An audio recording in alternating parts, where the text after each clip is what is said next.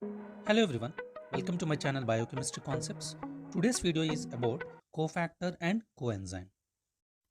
To understand the concept of cofactor and coenzyme, we should know basics about what are simple proteins and conjugated proteins. Some enzymes are simple proteins, whereas some other enzymes are conjugated proteins. So meaning of simple proteins in case of enzymes.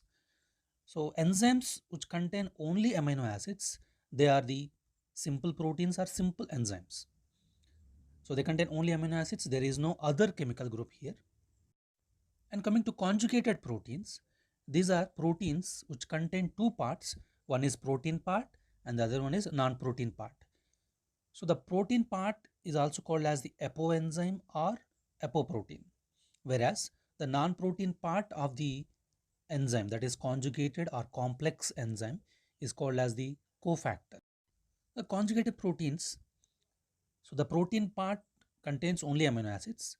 To this protein part, some non-protein part is attached. So that non-protein part which is attached to the protein part of the enzyme is called as the cofactor. Based on the binding strength of non-protein part to the protein part, we come across two terms. One is prosthetic group and other one is co-substrate. So when the non-protein part binds tightly or covalently with the apoenzyme, then it is known as prosthetic group.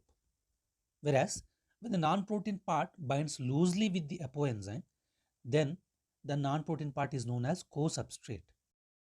It is called as co-substrate because, like substrates, these non-protein parts will bind with the enzyme and are released from the enzyme after reaction.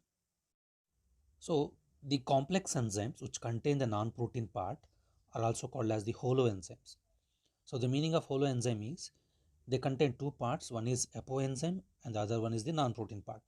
So together it is known as the holoenzyme. So this non-protein part of the enzyme, that is cofactor, is classified into two types. One is inorganic metal ions and the other one is small organic molecules called as coenzyme. Coming to examples of coenzymes, most of the coenzymes, they are derived from the vitamins. For example, thymine pyrophosphate is the coenzyme which is derived from the vitamin thymine. Like that, FMN and FAD are the coenzyme forms of riboflavin. NAD and NADP are the coenzyme forms of niacin. And the other examples are lipoic acid, pyridoxal phosphate, coenzyme A. So coming to other part of the cofactor, that is inorganic metal ions.